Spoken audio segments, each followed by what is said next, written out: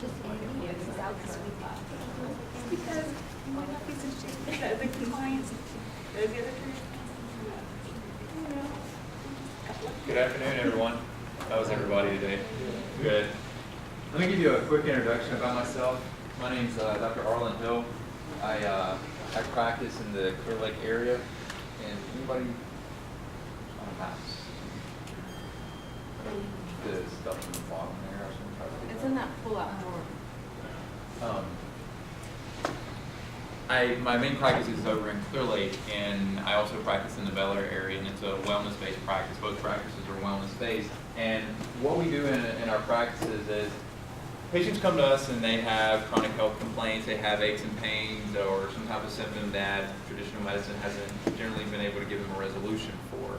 And a lot of times what we're doing is we're doing more testing that's not quite so traditional, but the kind of neat thing I think about what I do in my practice is I get back to the basics with my patients. And one of the things that I always turn back to is the food that we eat. And hopefully as I go through this today with you, you're going to see that food is kind of a deal maker or a deal breaker. So, and thinking about that and thinking about, whatever your health related goal is, nutrition has to be a part of that. But what I want to show you as we go forward with this today is I want to show you where our ideology about nutrition stems from, and then really I want to give you a little bit of science, but don't worry, I'm not going to bog you down in science, okay? But I want to give you a little bit of validation about what type of things you should be doing in your diet on a day-to-day basis. And I'll put it to you like this: if something I say in this presentation doesn't challenge conventional wisdom and make you think before you leave here, I didn't do my job with you today, okay? So let's look at where this all starts from. Or before we do that, let me kind of give you an overview of what we're going to be covering. So first I want to look at why we need to pay attention to your diet. We want to look at the effects of a nutritious diet. They're pretty broad. And you can also flip that the other direction and say, what are the effects of an unhealthy diet? Okay, so you need to know that too. You want to look at foods to include in your diet and foods to avoid in the diet. I'm going to give you a broad category. I'm not going to give you a list of foods. I'm going to give you a way to think about food so that you can make a decision on your own. I'm not really one for telling you, go eat this, go eat that, go eat that, go eat that. I want you to have some real world applications so when you're out on your own and you're thinking about food, whether you're sitting down at a restaurant looking at a menu, you can take that menu and pick it apart and know what's a good dietary choice from that menu. Some ingredients to avoid and why using a nutrition expert might be to your advantage. Okay, so why pay attention to your food? So let's look at Hippocrates. Hippocrates was a Greek philosopher. If you ask most people, name a philosopher for me, they're probably going to tell you Socrates, Hippocrates, or Plato. Those are kind of the three everybody thinks about there, right? Why are we talking about Hippocrates? Well, the reason we're talking about Hippocrates is because he's the father of medicine. If you look at a lot of the original ideology about medical application, it came from the work of Hippocrates, okay? So with that in mind, he had an interesting saying that I think is pretty profound. Let thy food be thy medicine, and let thy medicine be thy food. So inherently, Hippocrates knew something about the application of food. He knew that food inherently had healing properties about it, and he also knew that food potentially had denaturing or harmful properties about it as well. Now, in the time of Hippocrates, things were a little bit different. When you had a healthy food, like on the left-hand side of the screen here, you've got blueberries. All right, none of us in here are really going to argue about blueberries being a healthy food. They're high in antioxidants. I mean, we all pretty much know that, right? And if you think about it in the time of Hippocrates, you would eat these things and nothing bad would happen, right? You didn't get sick from them. You didn't end up with nausea or vomiting or diarrhea, anything bad, no headaches, nothing like that. However, on the other hand, you might have come across something like this. Does anybody know what these are? These are pokeweed berries. We don't even hear about pokeweed berries anymore, do we? Right? But these would have been something that in kind of the old world, if you will, if you were out kind of roaming the land and you were looking for something to eat, this might have been something that you came across. And you would eat these things. Well, these things are highly poisonous. But if you look at this, and the reason I put this up is, these two don't look that much different, do they? I mean, they're fairly similar. Even if you look at the leaves behind them, they look kind of close too. But the health effects of these are extremely negative, and the health effects over here are positive, right? Now, what has this got to do with today's world? Because we don't really think about this. I mean, you don't go to the grocery store and think, oh my gosh, if I make that food selection out of the produce section, this one might be bad for my health, but if I make this one, it might be good. We don't think in that ideology anymore, right? We pretty much know when we go in the grocery store, everything in the produce section of a grocery store is pretty safe for us, right? Our idea about food today is much different about what's healthy versus what is unhealthy, right? So if you look at this, on the left-hand side, we're thinking, all right, you got healthy food, you got fruits, vegetables, kind of that rainbow effect is what you're thinking about there, right? You know, you hear people talk about good, healthy choices from the rainbow. And then if you come over here, in your unhealthy food, none of us in here are really going to argue about eating snacks and quote-unquote junk food as being healthy. We all pretty much know it's unhealthy. Doesn't mean that we don't, doesn't mean you don't partake in it from time to time, but most of us pretty much know that that's not an ideal food choice. Now, these are easy to recognize, right? What about this? Are these healthy food choices? Grains, cereals, your dairy products, butter, cheeses, sources of carbohydrates, sources of proteins. Might depend on who you ask about whether or not these are good food choices, right? Okay, so let's talk a little bit more about these. Does everybody recognize this? Food pyramid, right? This is your FDA food pyramid. And what you're going to notice, down at the bottom you've got your grain section, that's going to be your base there, and then on top of that you've got your vegetables and fruits, and then a little section over here for your dairy and then your meats. And then up top your snacks, your alcohol, things like that, things that pretty much you're going to want to stay away from, right? In moderation, I guess I should say. So let's break this down just a little bit further. If you look at this bottom section there, and I just kind of guesstimated these, I said that looks about like 40% of that total pyramid, right? And then if you look at the milk section, I said that's probably about 10% total.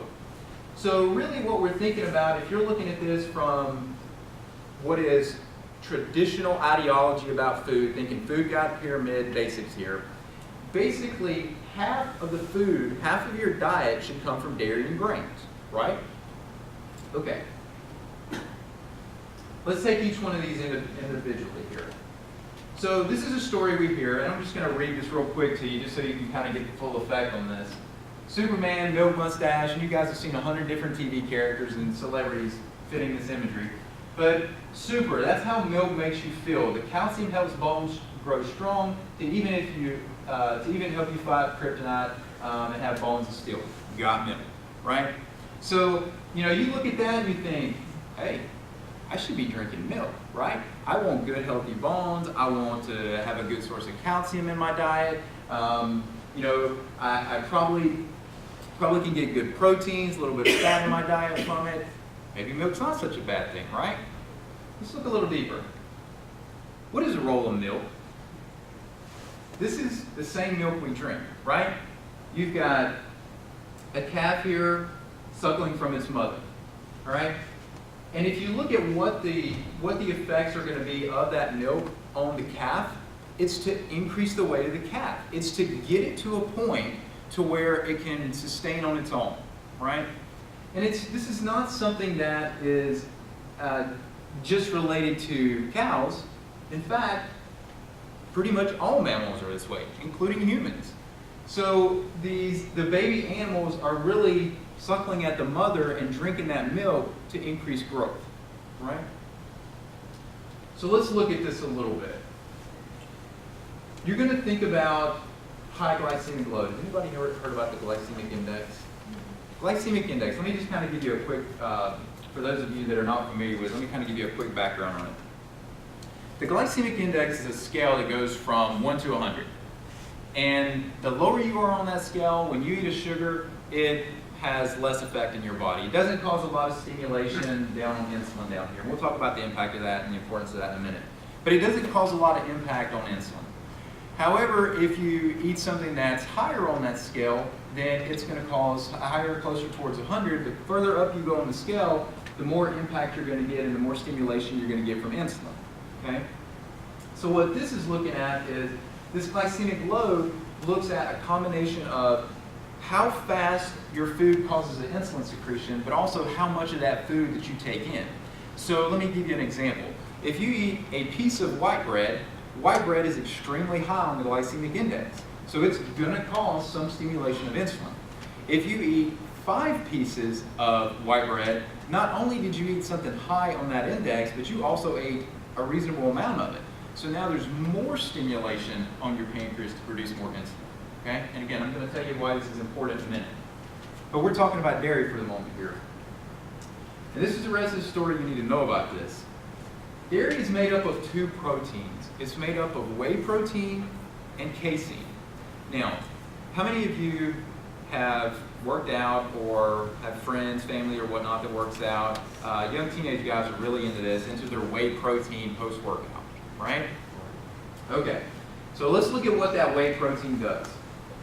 If you look at the different mechanisms by which, say like a high glycemic load food, so thinking again, use your white bread as the example, you can use rice, you can use candy, snacks, anything of that nature. It's going to be basically converted or transitioned to glucose, and then that glucose is going to stimulate your pancreas to in turn produce insulin, right?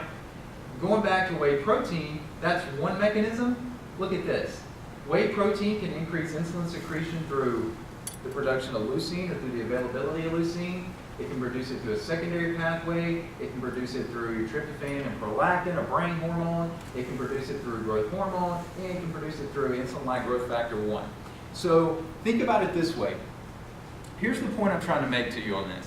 When you consume bread or snacks or sweet or whatever it is, you're going to get a stimulation of insulin. It's going to happen. When you consume dairy, it's going to happen, and it can potentially happen through 5 different mechanisms. Okay? So, and that's a protein. Most people think about the increase of carbohydrates being what affects the pancreas and insulin. This is a protein. This is not a carbohydrate. So this can equally do it as well. And going back to the previous slide in here, what makes this calf grow? Whey protein is part of what makes that calf grow. Okay? And here's the way that that works out. If you going back down here to insulin, if you look at what insulin is a storage hormone in the body. Insulin puts things into tissues in the body. It stores things. So if you're trying to reduce your body weight as a goal or as an avenue towards good health, you don't want to be secreting insulin, right? That's a bad idea. That's counterproductive to what your overall goal is. Now, just to kind of add a little bit of emphasis to this point, I pulled this diagram out of a medical journal, and this is what the tag at the bottom of this particular image was. Increased linear growth, tall people, high oxidative stress, that's a way of saying increased inflammation in the body, so increased tissue breakdown. Pro-aging signaling, so increased aging. Does anybody in here want to age faster than they already are aging? No. High prevalence of acne, diabetes, and cancer. Does any of that sound good to anybody? No. Okay. Now, in fairness, let me paint the other side of this picture, okay? This is the downside of whey protein. There is a positive side to it as well. And the positive side of it is in the application I gave you a little bit earlier. If you've got someone who does need to put on muscle, who does need to put on does need to increase strength, that type of thing. That is the right application for it. However, it needs to be just after a workout. But if you're thinking about weight loss, overall health, routine consumption of dairy is not ideal. It's not going to make you Superman, okay? Grains. Here's the other one. So these are the things that you've been told about grains. These are the things that if you just kind of read lay publications, these are the things that they'll say about grains as far as being attributes for them. They'll say that grains are high in fiber, right?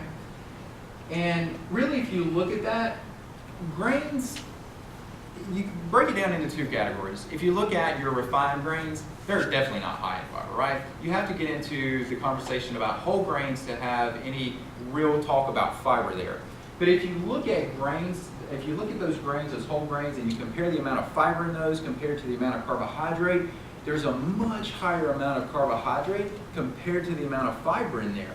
And the question that I would challenge you with on this is per the amount of fiber that you would get from those foods, would you not be better off choosing a piece of produce, a vegetable, or even a fruit, which could yield equally high or even higher amounts of fiber, but not have the same carbohydrate impact on the body?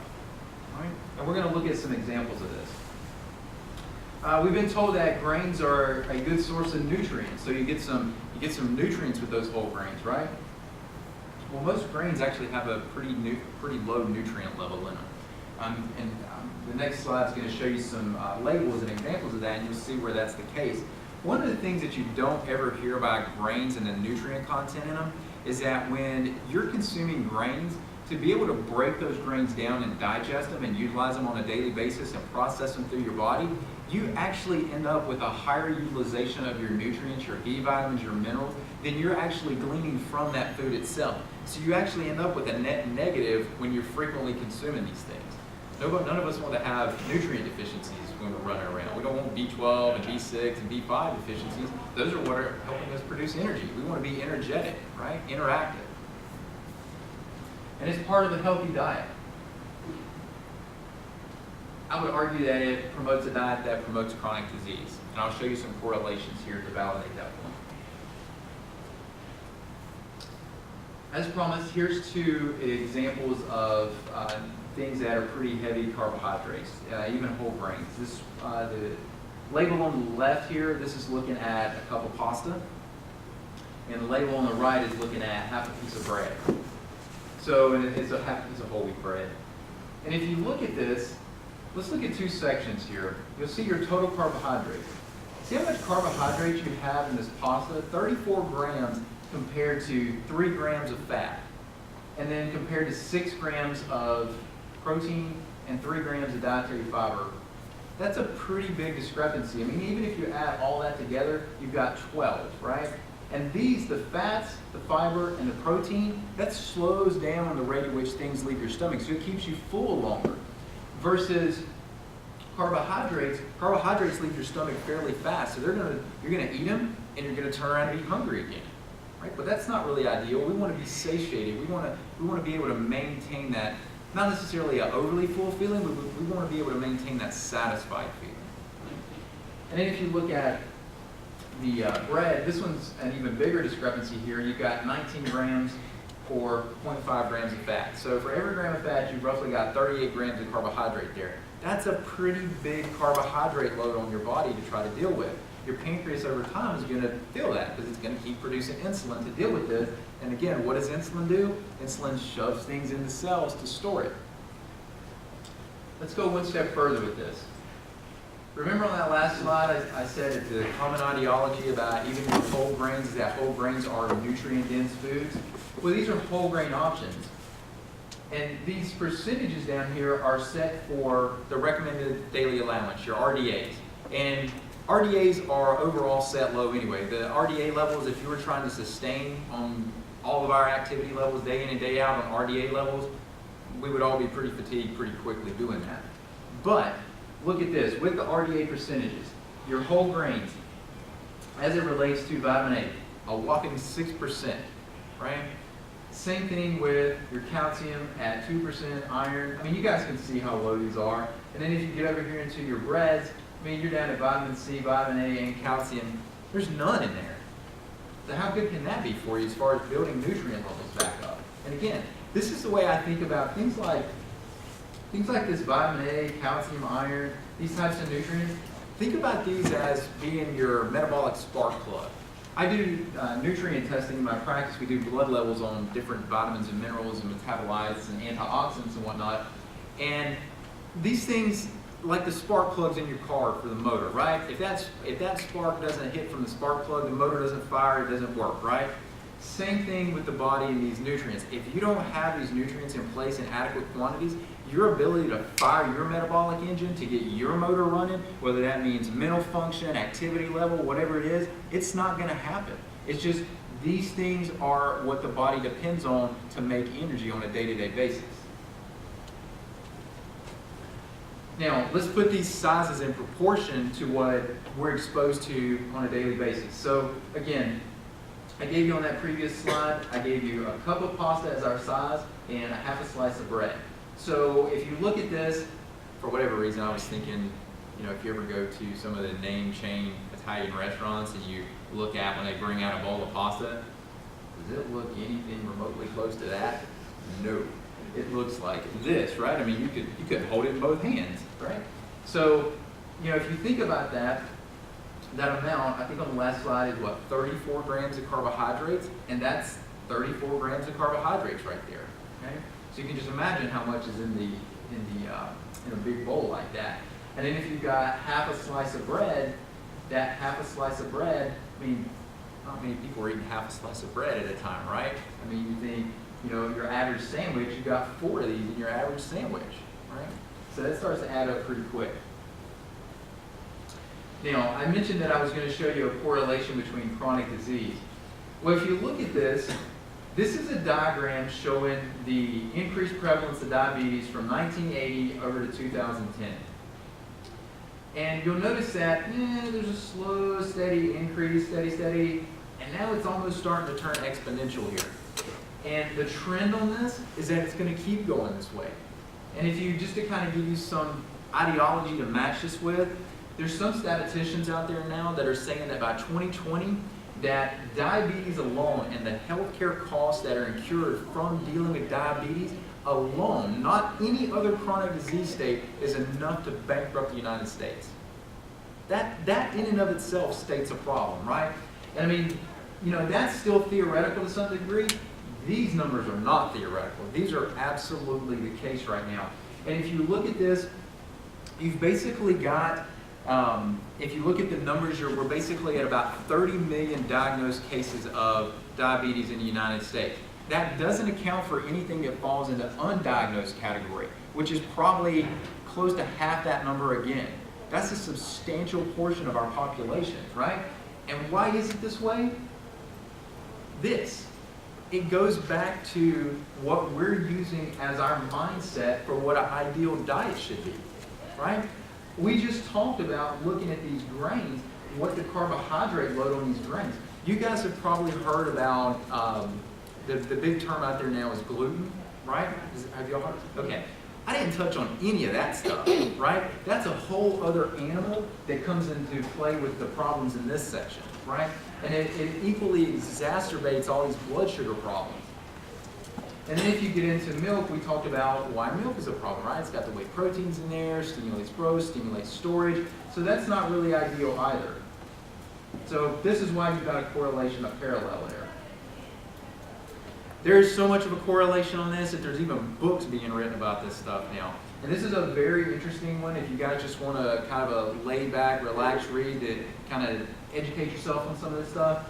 Wheat Belly is a pretty good book to give you some insight on this and really what and I'll use the term indoctrination has been to us of why wheats are good or why grains are such good foods, when in reality, they're really not.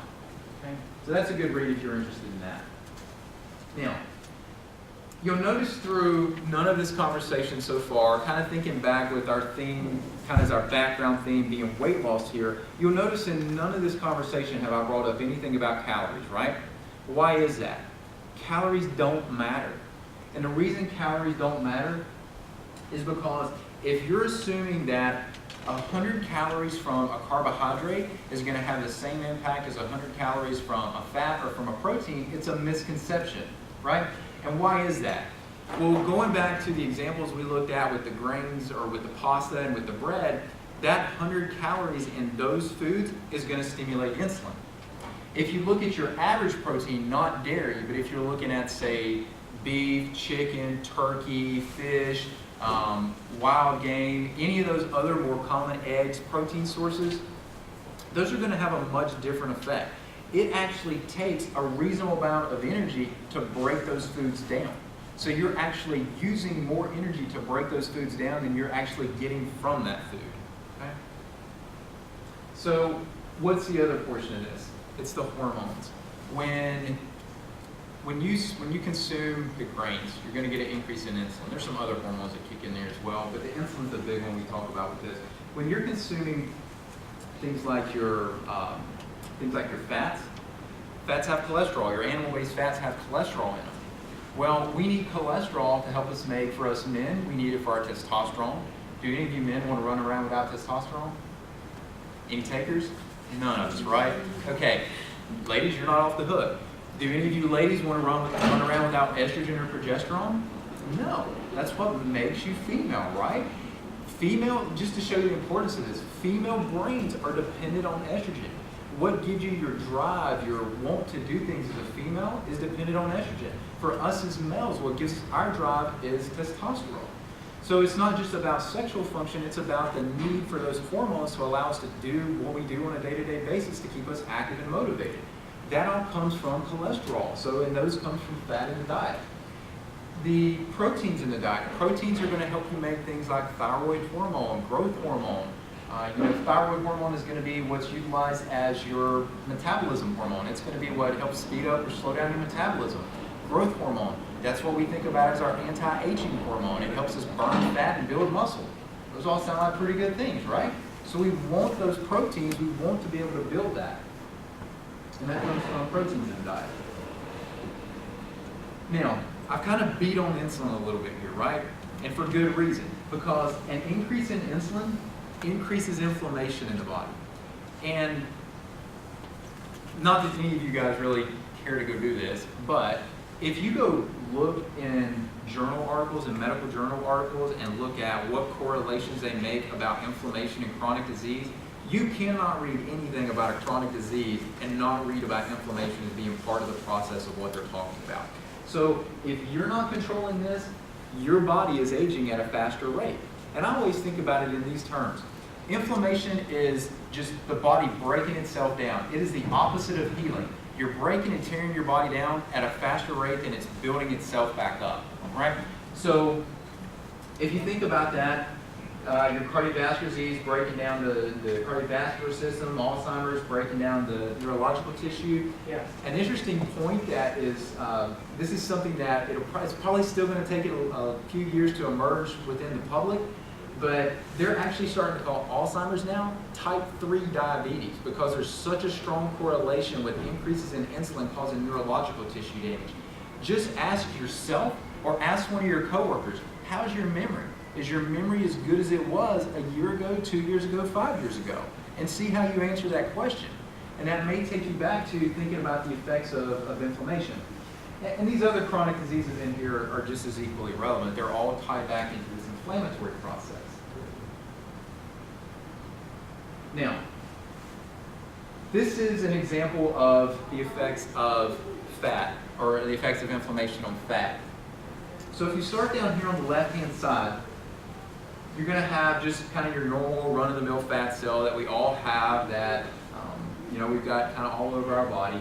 But what you're going to see is that when this inflammation starts to kick up a little bit, these fat cells start to increase in size. And then as that process continues on and continues to occur more and more, that fat cell continues to grow. And over time, you get this decrease in this hormone called adiponectin.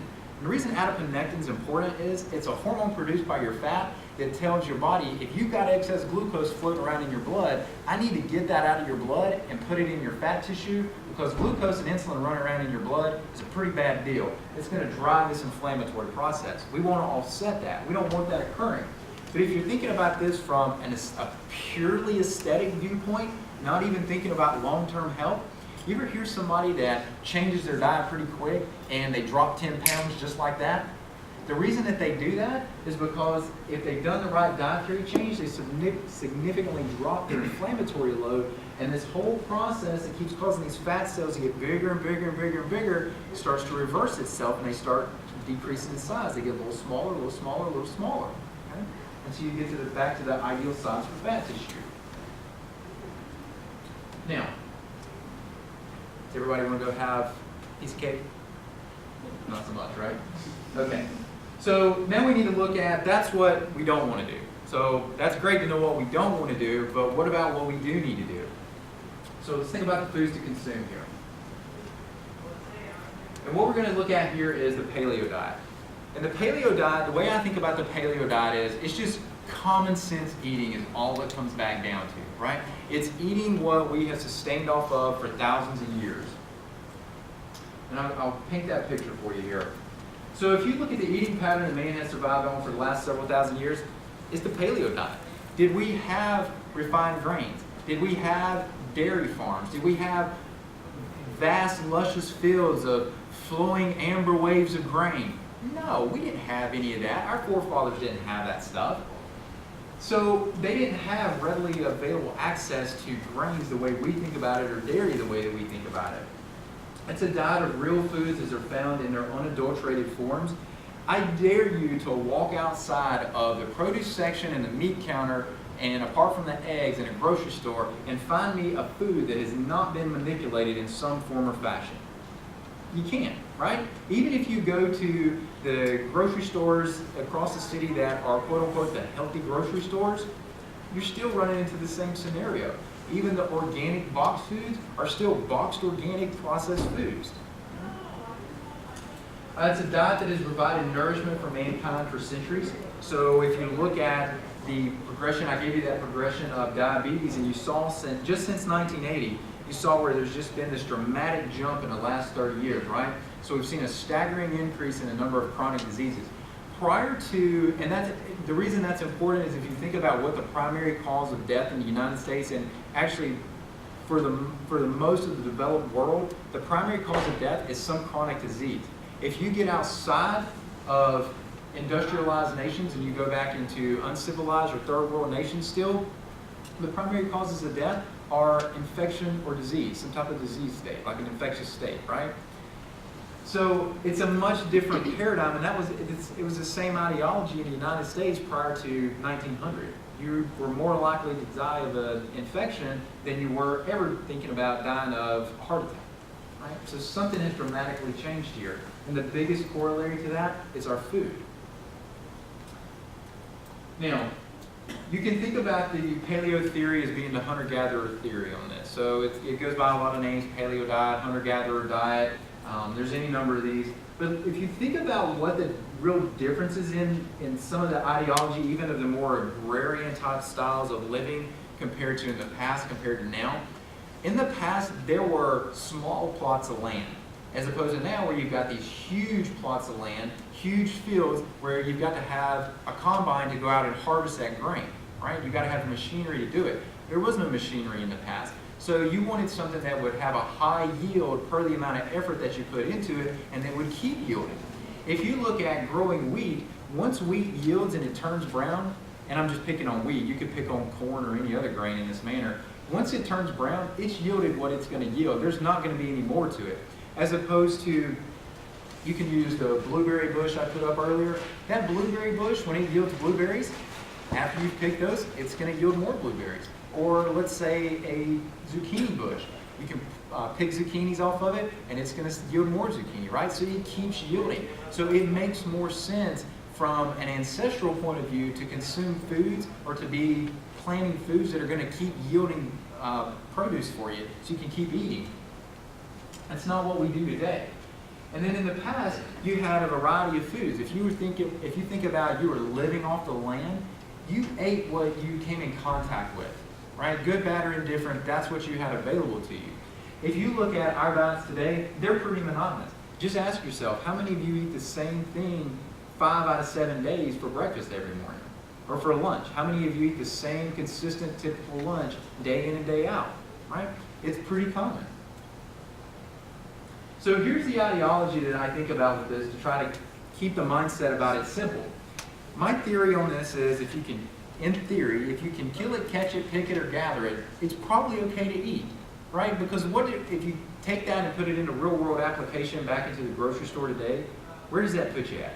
It puts you in the produce section, it puts you in the meat section, you're able to go down into the aisle with the oils on it, so your olive oil, your walnut oils, almond oil, those various oils that you might cook with. But that's pretty much where it's going to put you in the grocery store. And of course you can go into the herbs and spice section, right? And your teas.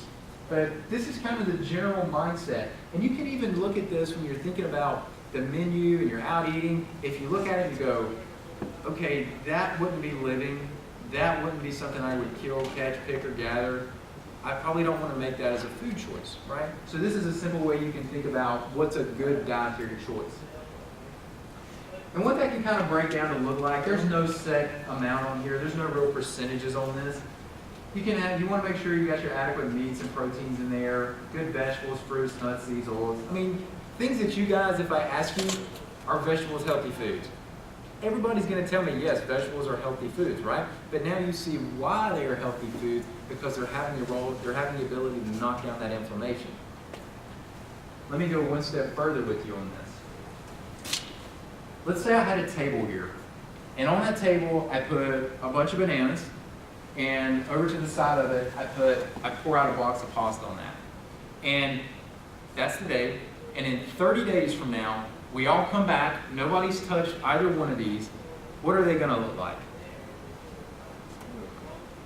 They're going to look, those bananas are going to mold, right? What about that pasta? That pasta didn't change one bit, did it? Just like it was. And here's my mindset on this. Our environment is saturated with opportunistic microorganisms. If an opportunistic microorganism will not touch pasta, why do we want to? That opportunistic organism is taking advantage of anything that it can find in its environment, and it doesn't even want it. But yet, it'll take the banana because it knows that banana is a living food. So you can take that slide I gave you two back, where you've got if you can catch it, kill it, pick it, or gather it. If you want to break that down and simplify it even a little bit more, you can break it down into, is food living or is food non-living? If food is not living, it doesn't have the ability to give you any life back. If food is living, it can provide living qualities back to you, right? And that's what we think about as good health. And as an aside, if you think about weight is really a symptom. It's just like fatigue or high blood pressure or abnormal blood sugar. It's just a symptom of a bigger state of dysfunction. So if you address the dysfunction, the weight goes away on its own. So think about, and that's kind of why I'm giving you a little bit different ideology.